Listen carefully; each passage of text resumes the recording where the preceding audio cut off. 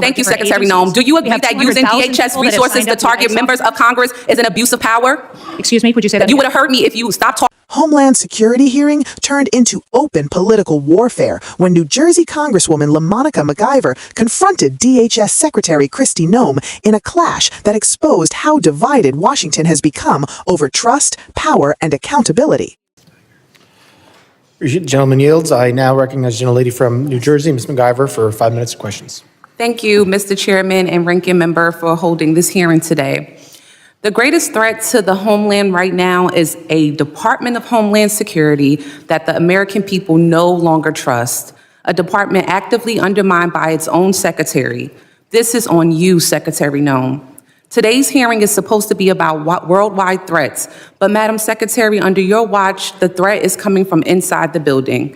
Because when DHS, the department charged with keeping Americans safe, is caught breaking the law, lying to the American public, systematically dismantling oversight, fueling bigotry, and targeting vulnerable communities, trust is broken. Let's start with the basics. How can we trust your department with you at the helm? The American people deserve an answer, even if you've spent the past year dodging accountability like it's your full-time job. We need to talk about oversight. Oversight is not optional. It is not a courtesy because you feel like it. It is not something you entertain only when it's politically convenient to you.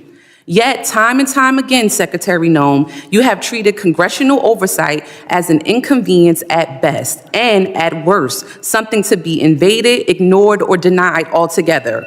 Republicans on this committee may be willing to hand over their constitutional duty in order to kiss this administration's butt cheeks, but I am not. I will never.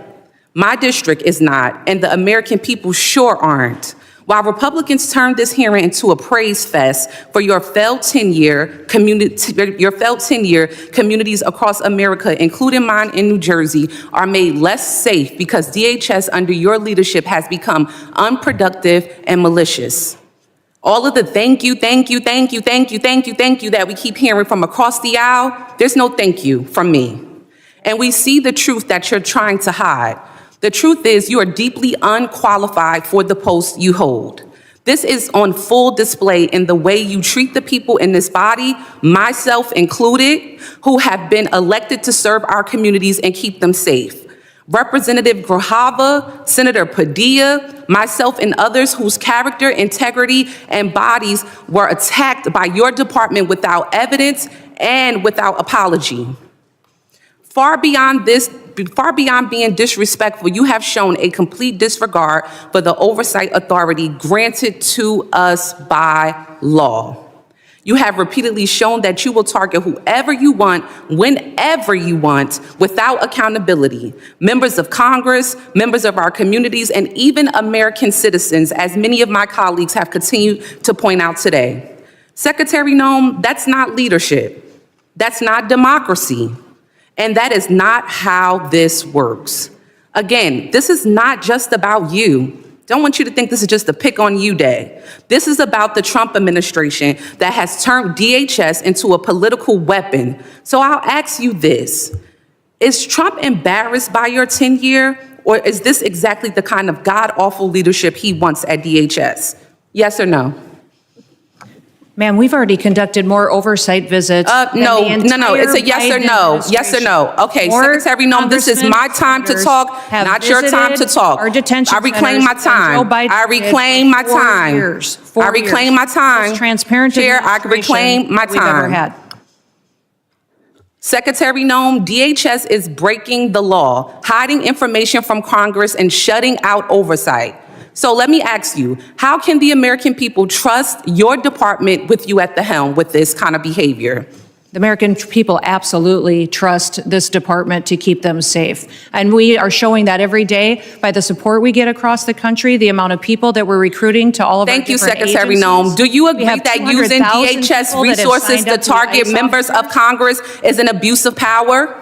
Excuse me, would you say that You again? would have heard me if you stopped talking If you and would listened to stop my talking questions. crazy, Do you quit making agree stuff up. that using DHS resources to target members of Congress is an abuse of power? We are not doing that. We are out there enforcing the law, doing our work, and we are allowing oversight Of course, we're not visits going to get any more than the answers. With entire that, Joe Mr. Biden Chairman, I administration yield did. back.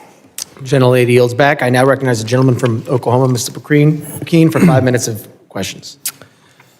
From the very first seconds, McIver framed the issue as bigger than one policy disagreement, arguing that the greatest threat to the homeland is not outside the country, but inside a department Americans are supposed to rely on. She accused Noem of allowing DHS to break the law, hide information from Congress, and target vulnerable communities, warning that a security agency without public trust becomes dangerous rather than protective. The Congresswoman reminded the room that oversight is not optional. It is a constitutional duty meant to keep powerful agencies in check. She charged that the Secretary has treated that duty as an inconvenience, ignoring questions and avoiding transparency whenever it became politically uncomfortable. McIver went further, claiming DHS resources were being used as political weapons and demanding a simple yes or no answer on whether such actions were an abuse of power. Noem rejected the accusation, insisting the department is enforcing the law and maintaining public safety, but the exchange quickly dissolved into interruptions and McIver repeatedly reclaiming her time. The moment captured a deeper struggle over how far executive power should reach and who holds the guardians accountable. If you value clear, independent coverage that breaks these confrontations down without spin, take a second to subscribe to the channel and stay informed.